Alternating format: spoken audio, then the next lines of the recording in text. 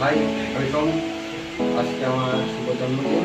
আর তারপরেও সবথেকে খুশির খবর যেটা হচ্ছে, আজকে 1000 সাবস্ক্রাইব পূর্ণ হয়েছে। যারা আমার চ্যানেলে সাবস্ক্রাইব করেছো তাদের অসংখ্য ধন্যবাদ। আর যারা এখনো করেনি তারা প্লিজ আমার চ্যানেলে সাবস্ক্রাইব করুন, আমার পাশে থাকুন, আমাকে সাপোর্ট করুন। Bye bye bye.